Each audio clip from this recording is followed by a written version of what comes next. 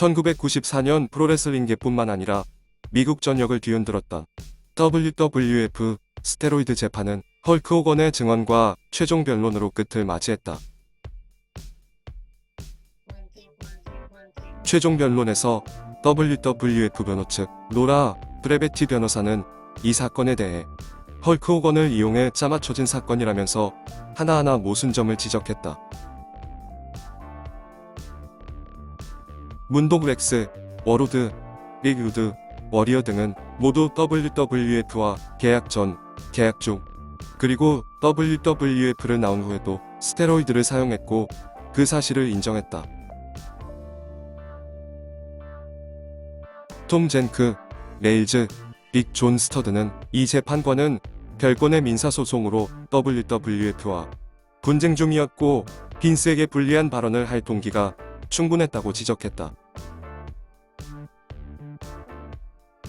빈스의 전 비서 에밀리 파인버그는 재판 도중에 계속해서 자신의 발언을 바꿨으며 사법 거래를 통해 빈스를 FBI에 팔아넘겼다고 강하게 이야기했다.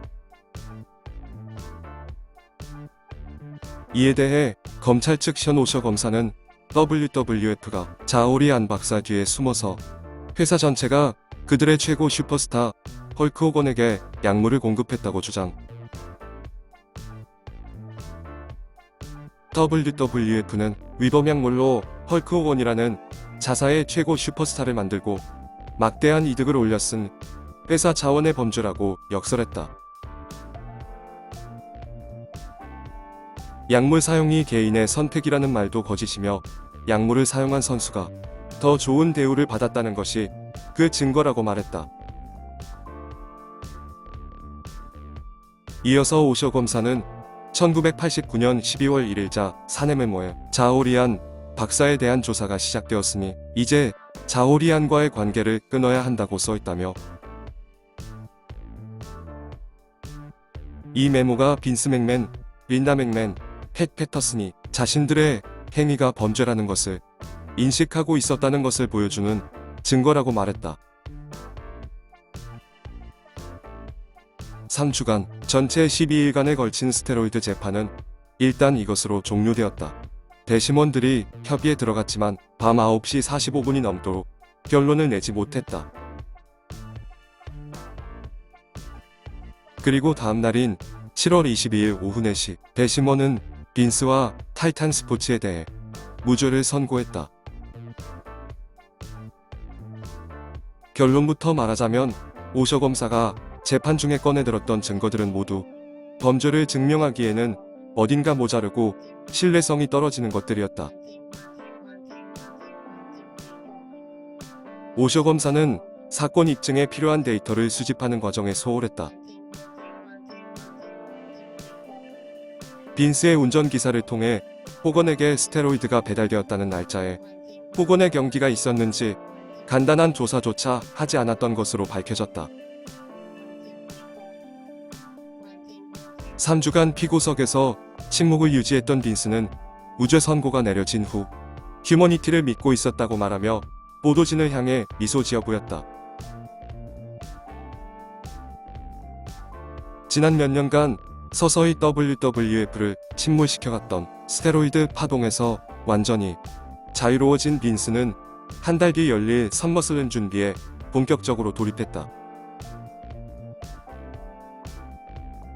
한편 스테로이드 재판에서 사법거래 후 증인으로 출석했던 헐크 호건은 라이벌 단체 WCW 이적 후 첫 번째 PPV 배시 앳 더 비치에 등장했다. 1년 전 킹 오브 더 링을 끝으로 사라졌던 헐크 호건은 1년간의 냉각 기간 후 1994년 6월 라이벌 단체 WCW와 정식 계약을 체결했다. 호건은 WCW와 계약 체결 당시 곧바로 단체의 최고 스타 중 한 명인 릭 플레어와의 즉각적인 대립을 보장해달라고 요구했다. 호건과 플레어는 WWF에서 잠시 대립하기도 했지만 PPV에서의 진검승부는 끝내 실현시키지 못한 채 하우스쇼 경기만을 치르다가 흐지부지 끝났었다.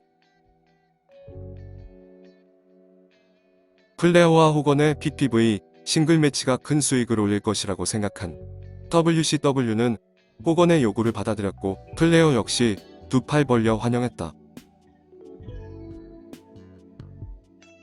사실 원래 계획은 배시 앳 더 비치에서 스팅이 월드 챔피언에 등극한 후 메인 선역 스타로서 WCW를 이끌어갈 예정이었다. 그러나 호건이 릭 루드와의 대립을 거부하고 플레어와의 대립을 요구하자 계획은 변경되었고 결국 스팅의 챔피언 등극은 취소되었다. 이해 처음 개최된 PPV였던 배시의 더 비치는 헐크 호건의 WCW 링 데뷔를 적극 홍보한 덕분에 14,000명이라는 많은 관중이 들어섰다. 물론 WCW의 오랜 팬들 중에는 호건의 WCW 입단에 거부감을 표하는 이들도 적지 않았다.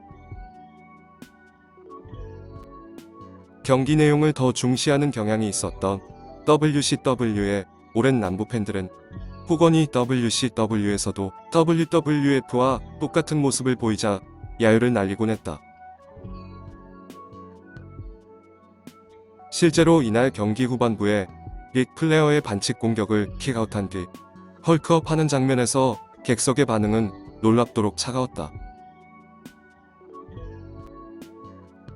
그러나 헐크 호건이 출연하는 PPV와 출연하지 않는 PPV를 비교하면 PPV 구매율에 있어서 호건이 출연하는 쪽이 압도적으로 높았다.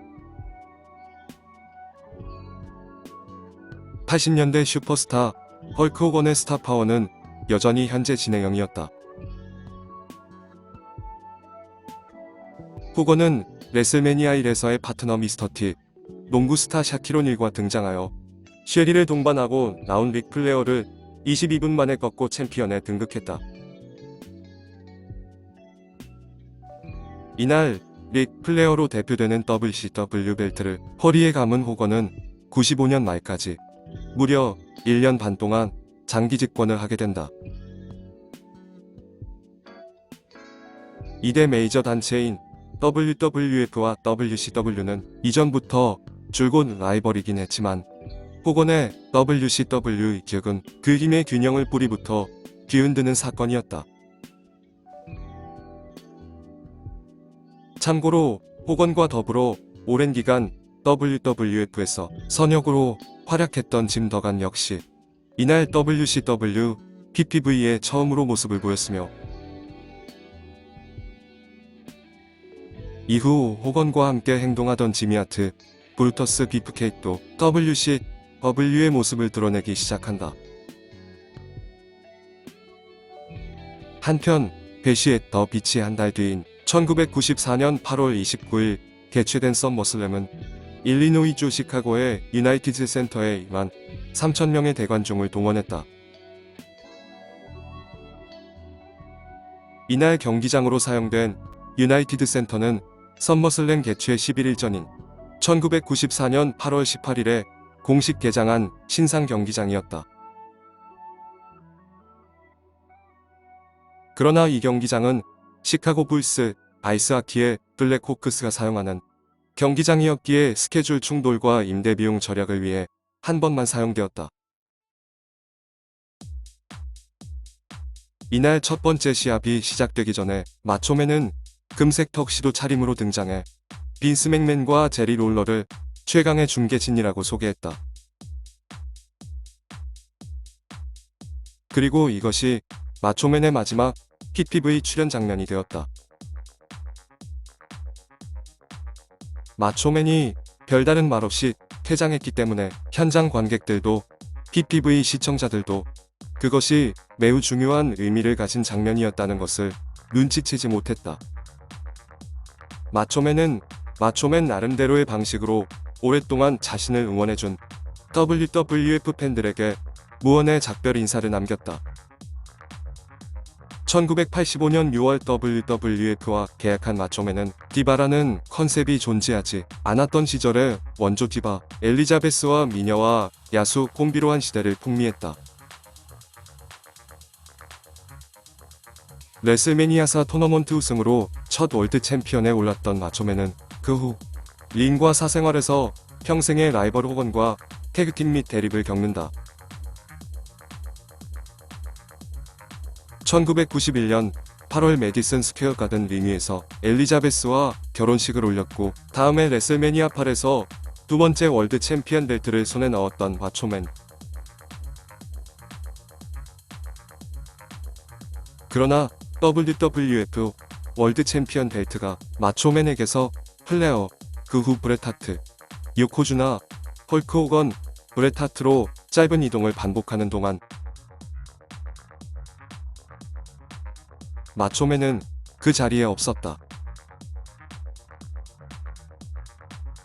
챔피언 전선에서 물러나 있던 마초맨은 은퇴 선언을 하지 않은 채로 1993년 1월 원데이 나이트 러의 해설가로 전향 WWF의 목소리가 되었다. WWF와 마초맨의 계약은 섬머슬램 이후 곧 만료될 터였지만 어째서인지 양측은 협상 테이블에 앉지 않았다. 마초맨은 계약 갱신을 희망하지 않았고 WWF 역시 계약 연장에 그다지 적극적이지 않았다고 하지만 진상은 알 수 없다. 마초맨은 10월 31일 짧은 TV 출연을 끝으로 WWF를 탈당. 빈스는 그 다음 주에 마초맨과의 계약이 끝났음을 짧게 알렸다. 호건이 사라지고 뉴제너레이션의 새로운 얼굴들이 활약을 예고하는 가운데 42살의 마초맨은 어느샌가 창고 속 재고 아이템이 되어 있었다. 마초맨은 마초맨대로 자기보다도 한 세대 젊은 디젤 숀 마이클스 등과 진심으로 메인 이벤터 자리를 두고 경쟁하려 하지 않았다. 마초맨은 썸머슬램 이후 독일 투어에서 자신이 좋아하던 브렛과 태그팀을 이뤄 우엔하트, 메이드하트와 몇 차례 시합을 끝으로 완전히 WWF를 떠났다. 그는 11월 첫째 주에 WCW와 계약 후 레비는 해를 넘겨 1995년 1월 어스퀘이크로 유명했던 에벌렌치와 싱글 매치로 WCW 활동을 시작했다. 마초맨의 WCW 이적에 있어서 WCW는 돈 한 푼 들이지 않았다. 광고 지원의 대가로 마초맨을 후원한 슬림진과의 프로모션 계약 덕분이었다. WCW로서는 직접적인 비용 지출 없이 마초맨을 데려올 수 있었기에 마다할 이유가 없는 계약이었다. 마초맨을 라이벌 단체 WCW로 불러들인 것은 다름 아닌 헐크 호건이었다. 마초맨을 시작으로 제2, 제3의 선수 배우기가 시작되는 순간이었다. 그리고 이날 섬머슬램을 기점으로 빈스 맥맨은 흥행력이 떨어지는 WWF 월드 챔피언 브렛에 대한 특별 조치를 단행했고 브렛은 고뇌에 빠진다.